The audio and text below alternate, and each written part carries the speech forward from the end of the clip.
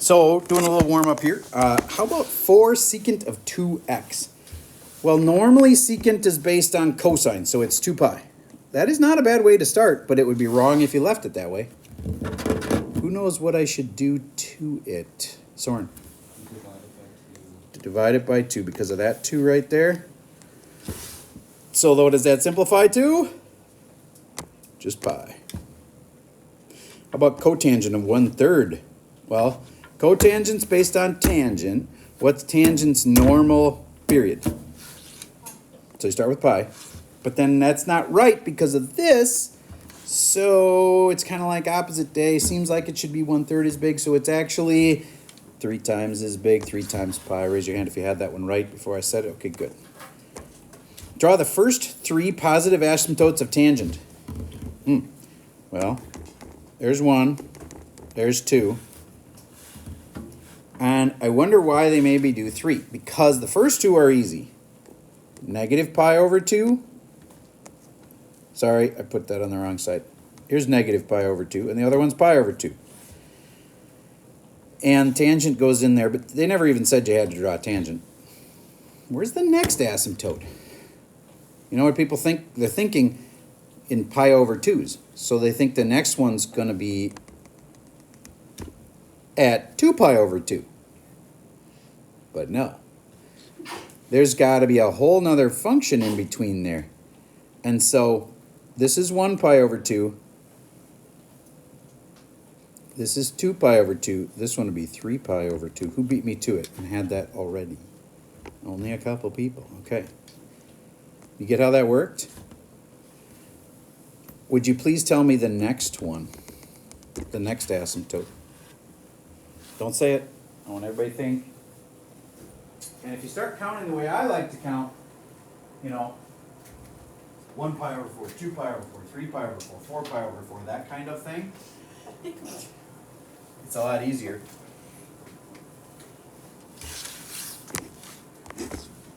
One pi over 2, 2 pi over 2, 3 pi over 2. So you know you're counting right because I hit 3 pi over 2 and I said 3 pi over 2. 4 pi over 2, 5 pi over 2. Raise your hand if you had that one right. Okay, good. All right. Move on. This is average min and max temperatures in Madrid, Spain. Do you get that it gets hot in the summer? That makes sense. But if you look at this as a big picture, you kind of have a wave going there. And notice the temperatures don't go straight up and then straight down. They curve. Okay? So what you need to be able to think of this as a trig function is to go, that's like, that mountain there is like cosine, where cosine is the top. You know, normally the top of cosine would be like right here. It's like cosine, except it got shifted over. Do you get what I mean by that? It's like we've got a wave here, and that wave got shifted over. We'll get deeper into this later. All right, so this is min and max temps in Minneapolis. Could we write a wave for that? Yeah, what's going to be the most important part? The high spot. And then the low spot. Now, they don't show me the whole graph here. They kind of do, because I got December like over here, but it's really hard to tell if this is really the low spot. But we'll say that it is the low spot, because I just have to judge between those two, and it does look like January's temperatures are lower. And these are highs and lows, right? So you get the red is the high and purple is the low.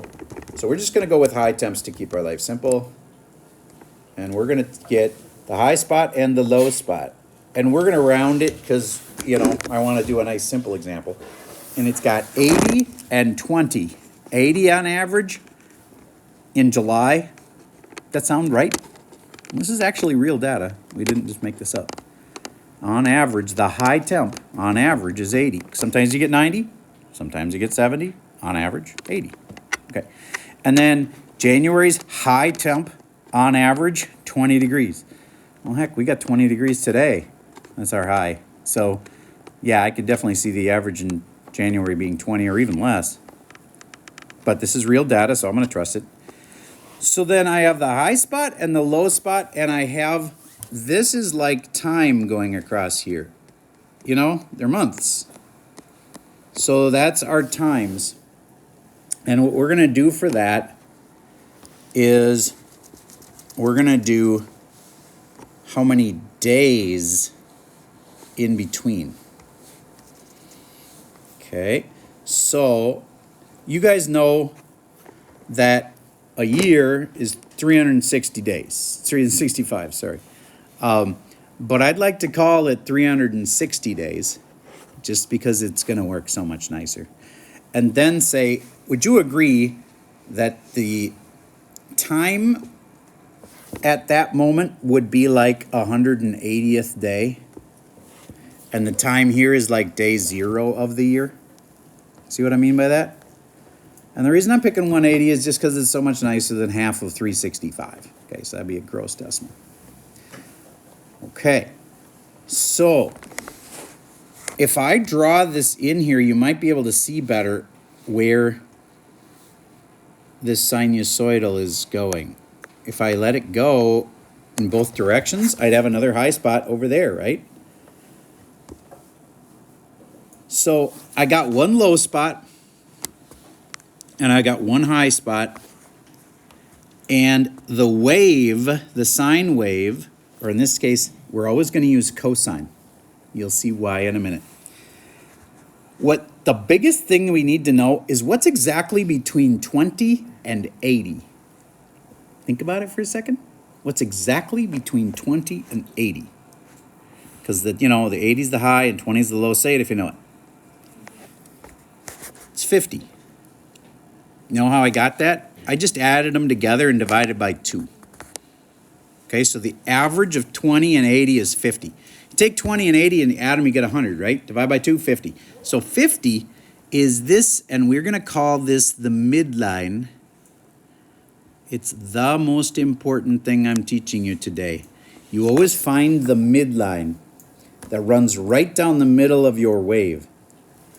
Where that used to be, if we were talking original cosine or sine, is that wave used to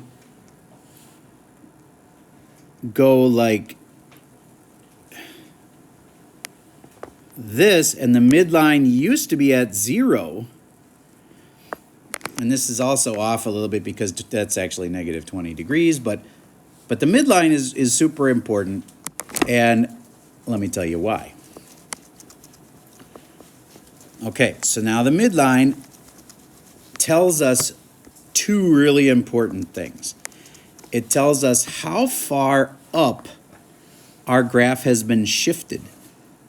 This cosine wave is waving around up here way above 0. You know, 0 is where it used to go up and down through. Used to go through that. That used to be the midline. So now the midline's up here. And so how far above 0 is it? Well, it's really simple. Since this is 50, the line that runs down the middle is 50, then that's how far up our graph has been shifted.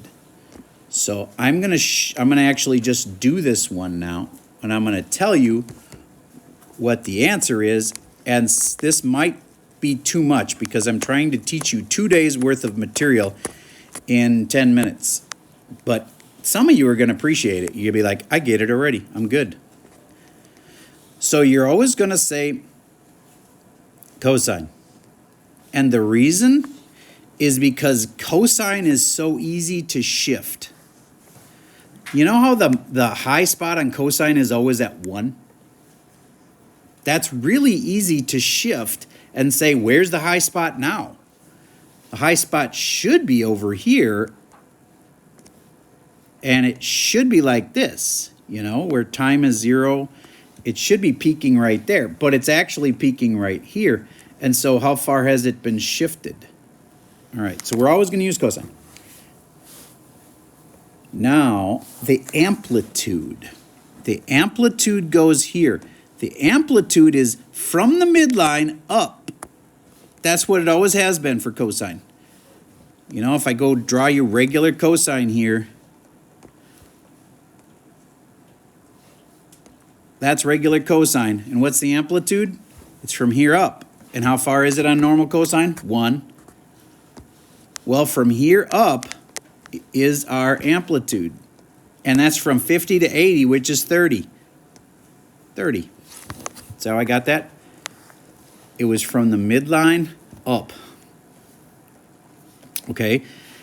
Now, there's got to be an angle here, cosine of an angle. That's part of cosine. You just can't have cosine without an angle. But it's always going to have a shift in it right here. And it's always going to have some kind of stretch or shrink right there. And then it's always going to have some move, and it's almost always up. Who can tell me the question mark of how far up cosine has been shifted? Olivia. Oh, wait, just dang it. It's opal. Opal. Dang it. I had an O at least. Okay, opal. Plus 50. Yes, this is 50 right here. Because remember, I think you were listening to me when I said this part, which is I got it shifted up to the midline. The midline's at 50. Okay. And now I just have two things left to figure out, and then I got an equation for this whole thing. All right. The next thing is the shift. This right here, this shift, how far over is it shifted? Well, this has been shifted where the peak of cosine should be peaking right there at 0, but instead it's peaking over here at 180, so it's always the x value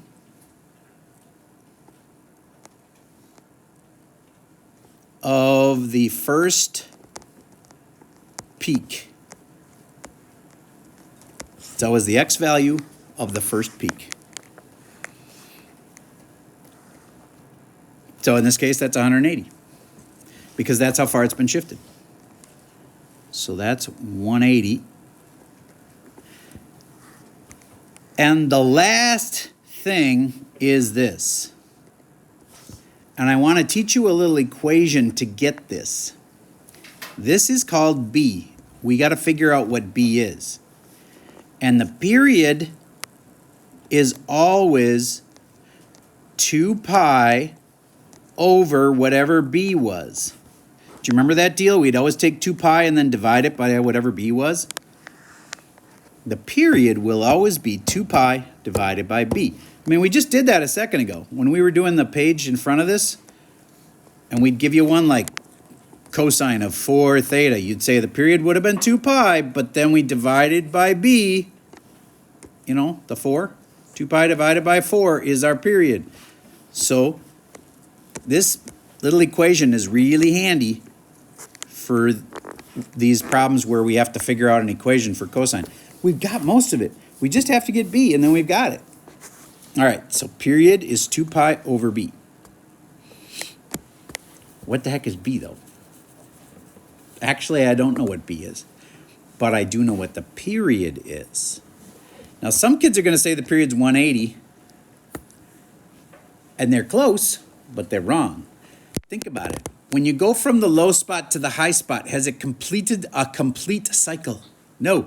So, Jacob, what actually is the period of this thing? 360 or 365. I agree. Because I tweaked it to 180, you're saying, well, let's double it and make it 360. But then we also know in the real world it's 365. And so when you do this for real, you'll be using exact numbers.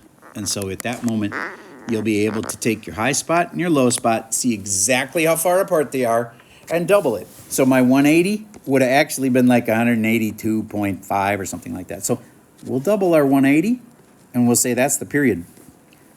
So the period is not 180, it's 360 equals 2 pi over B. And you can now solve for B? I can get B alone. I'm going to multiply both sides by B. Cancels. And then I'm going to say B is equal to 2 pi over 360. And I've done it. B is 2 pi over 360. That's what goes right in there. Do you get that you're always going to have a 2 pi right there? Because you're always going to use cosine. Over, you just got to figure out the period. 360. Now, the cool thing is, this equation, it's a very intense equation, 30 cosine of 2 pi over 360 times 180, theta minus 180, all plus 50. That super complicated equation can now predict the high temperature on any day of the year. And do you get, these are average high temperatures, so it's not going to be perfect, but at least it can predict what the average high temperature should be for that day. And that's kind of cool. So if you tell me a theta, which is like an X, which is like a day of the year, like the 160th day of the year, I can tell you what the high temperature should be, because I could stick it right here and then just use my calculator, type it all in, and it'll tell me what temperature it should be that day. Get what I mean? These are all just numbers now. And cosine can be done by your calculator, so yeah, you could actually figure out what temperature it'd be on a typical day. So like, what day is today? March 11th. There's actually a website called dateandtime.com that'll tell you what every day, what day of the year we are in. Do you get how it'd be kind of a pain to figure out exactly what day it is? I mean, I know it's March. In our case, is it 11th, I think? March 11th? Okay. So it's March 11th, but you can't put March 11. You got to put day like 96 or whatever. So let's pause for a second and look up March 11, and we'll figure out what day of the year we are on right now, because that'll be for your lab. This is all setting you up for the lab and a test question. But we need to know what day of the year each day is. So March 11, everybody go to dateandtime.com. So it's actually, I apologize, it's, I thought it was data and time, but it's actually timeanddate.com. And once you're in there, you can do a date-to-date calculation. So you go to calculators and then date-to-date, and you go from January 1, 2022 to today's date, March 11, 2022, and it has been 69 days. So today is day 69. So if you put that into this cool equation that we did, you would get what the average temperature should be today. If you put the 69 right there, and you actually did 69 minus 180, and then you times that by this, and then you take cosine of that, and then you multiply that by 30, and then you add 50 at the end, it would tell you. I would love it if one of the kids that's faster at typing, you don't even have to be the smartest kid in the room, but you have to be pretty fast at typing, would figure out, I'm curious what the average temperature should be for today. And is this perfect? No, because we used 180, not 182.5, but it should at least get close. If it says the average temperature for today should be like 75, we'll know something went tragically wrong, because it's early March. I mean, couldn't you just look here? Here's March, and here's what they say the temperature was. Yeah, you could, but I'm trying to be more accurate than that, because we're March 11, and it should be able to tell us, if we did the equation right, the temperature should be about, and I'm going to guess from my looking at the graph here that it's like, I don't know, 28 or something like that. Was anybody able to navigate that? What'd you get? Oh, I just have a question. Okay, hold that question for just a second. All right. Okay, I'm guessing some of you gave up on the calculation because it got too messy. I get it. Yes? Are you asking about the period? No, I'm asking if we actually put today's date in for this, 69th day, it should tell us what temperature, this is the temp, that it would be today. Tyler, what'd you get? I got 39.25. All right. And that feels possible because I made some tweaks in the, like I didn't use the real data. and I kind of totally rounded this number, and I totally rounded that number, and I should have used 183. Let me think. 6. Yeah, 182.5. And so, yeah, thank you. Yes, question. How is the temperature like a cosine wave? Like, why is it like a sine wave? Oh, and it absolutely could be, and you could do this as a sine problem. It's just, I'm not going to teach you how to do that because it's so much more complicated, and here's why. Because of the shift. Okay, so let's look at this one. This is in Auckland, New Zealand. Do you get that their cold time of the year is in July? Okay, so if I wanted to make this a sine wave, I'd have to figure out exactly where the low spot was and then shift it back this way, and I could do that. Then I could do the same whole process and do a sine equation for it. But cosine is easier to shift because cosine, I can just give you this nifty little go-to. All you have to do is find the high spot and see how far it's been shifted from 0, 0. And then that's the shift for cosine. All right, so I get you may not understand why, but making a cosine equation is easier. Do you get sine and cosine are just a shift away from each other? Think about that. So cosine and sine, if you look at them, you just take sine and you shift it over and you've got cosine. So they're the same wave. But cosine's easier to do because it's easier to take this first peak and say, oh, it's just been shifted. See this high spot right here? It should have been right there. And then the x value of the first peak is always our shift. And otherwise, the shift is way harder to find. Okay, so that's all I'm going to say about that. All right, so I'm going to sum this all up now and say, here's what I want you to know from writing equations. You always have to have a high spot and a low spot. Okay? You always have to have the time between the high spot and the low spot. And you got to remember that that's not the period. Double that and you get the period. Does that make sense? Because a period has to go from a high spot to a high spot or a low spot to a low spot. So if you're going from a high to a low, you've only gone halfway. So whatever this length of time is, you would have to double that to get the period. All right, so now I'm going to give you, because when you first do these, it's really rough to do them with real data. So I'm going to give you a really nice, simple one. So everybody see if you can write the right cosine equation for this. It's a wave. It's a cosine wave that's been shifted over. And here's a high spot. And here's a low spot. And we're going to say this happened on the 10th day, and that the high spot was 80. And this is going to be on, this is kind of a cool concept. There are so many planets out there that even though planets like ours are extremely rare, there are probably millions of planets like planet Earth that are green and have lakes and have atmospheres and have temperatures like ours. They're called M-class planets. There's probably a million out there that are like the Earth. We don't know if there's any people on them. Wouldn't it be kind of cool to be able to go there and just be like, it's my planet. I'm going to do what I want with it.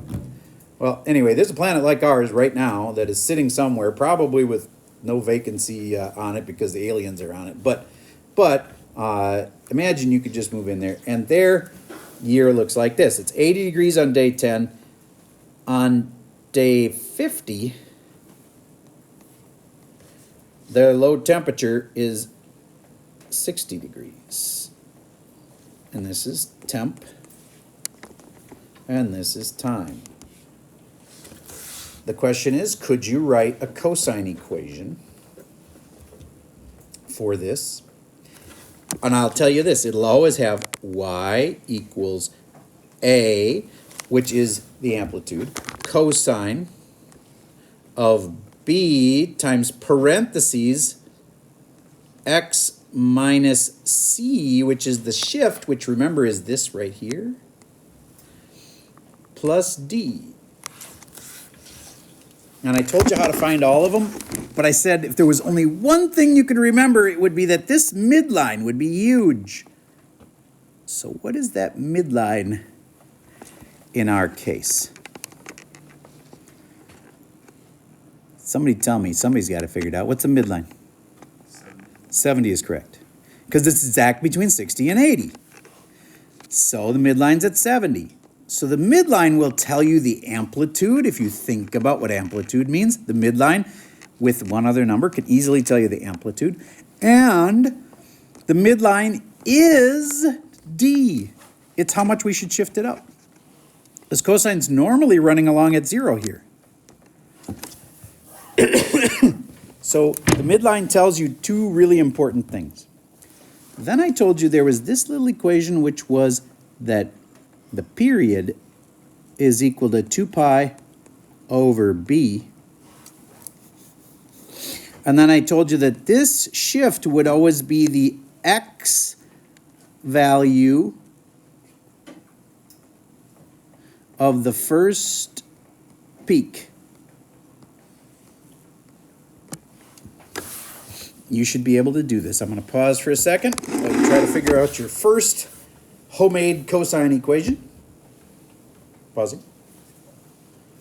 Okay, there's a lot of really good productive conversations there, so let me see if I can explain it.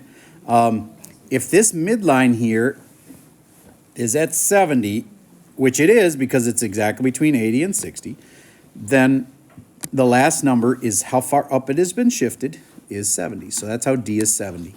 Okay, next, how do you get A? It's because from the midline up, that's what amplitude is. From the midline up. So that's from 70 to 80, which makes it 10. Next, the B term. Period is 2 pi over B.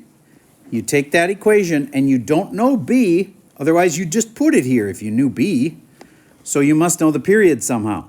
Well, the period is from 10 to 50, but that's not a complete cycle. So 10 to 50 is 40. To make a complete cycle, that would take 80. So your period is 80. And then, I don't know if you know this about equations, but you can swap these two numbers. That's what's going to happen if you multiply both of them by b and then divide both of them by 80. You can just swap those two, and it becomes 2 pi over 80. So our b is 2 pi over 80. And then last but not least is, I told you this is the x value of the first peak because, see cosine, this is like cosine, should be over here. So how far is it off from where it should be? It's the x value of the first peak, which is 10. So that should be a 10. Raise your hand if you had all of those right. A lot of people did. Sweet. Okay. Any questions? Yes? What is B and why is it under 2 pi? Okay. So B is this number right here, and it's a stretch factor or a shrink factor. So that's what B is. And why is it under 2 pi? Because there's a truth about B, and that's that to get this, you always can say that the period will be 2 pi over B. Do you remember if I gave you a cosine equation like cosine of 6 theta, you'd go, okay, cosine's normal period is 2 pi, but because there's a 6 here, it's 2 pi divided by 6. Do you get our period was 2 pi over the b? That's where that comes from. So now at that point I've explained it to you. You got to trust me that period is 2 pi over b. And so now if you ever need to find the period, it's usually in the context of real world problems, it's usually a time. And from the low to the high spot in our case was 40. So why didn't I put 40? Because that wasn't the whole period. It was 80. So then I put an 80 here. And then I was telling you to solve this, there's this new thing I'm telling you that you can just swap these two. It's true. It's like saying if I have 20 equals 5 over x, then swap these two. X is 5 over 20. It's just saving you a couple steps. All right, there's as much explanation as I can do on that one. So your thing is not going to be temperature. Your thing is going to be daylight. So do you get we have different amounts of daylight depending on if it's winter or summer. And we're going to figure out when we have the max amount of daylight and the lowest amount of daylight, but it'll still for sure have a time between them.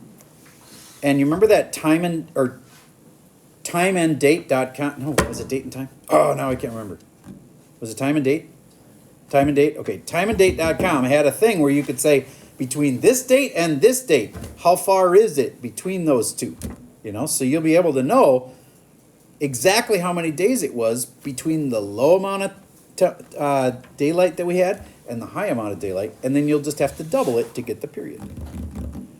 All right, let's just do one more easy one, because I think this will make it stick forever, or at least until we test. So,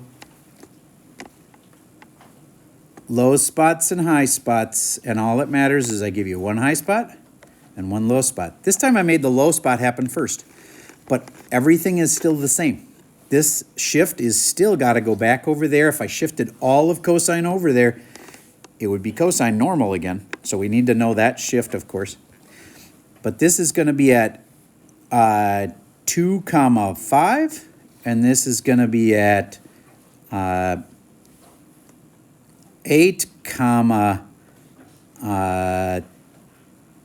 13. And I want you to tell me a cosine equation for that. You've got everything you need. Notice all I need is a high and a low. That's it. And I can write a cosine equation for it. This works for tides. It works for daylight. It works for temperatures. It's kind of cool.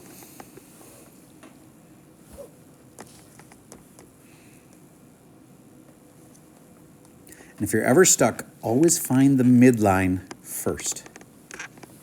All right. Enough hints. Good luck.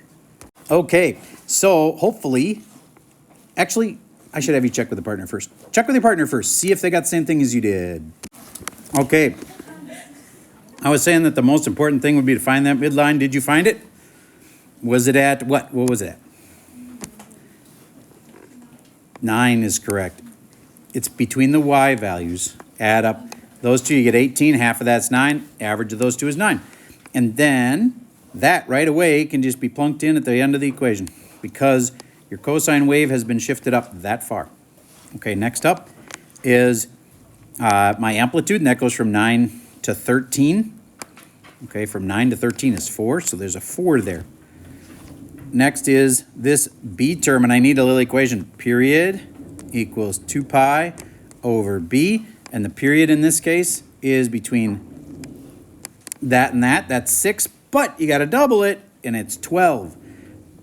So 12 equals 2 pi over b. Swap the 12 and the b, so you got b equals 2 pi over 12. 2 pi over 12, and then, yeah, you can reduce that. And then I got my shift, and that's actually the easiest part. Theta minus whatever the x value of the first peak is, right there. And so x minus 8, or theta minus 8. And there you go. Raise your hand if you had that one right. Sweet. You should practice that. There's homework like that. You should do one. It makes it stick dramatically better. That's a Friday. You've made it through. Congratulations.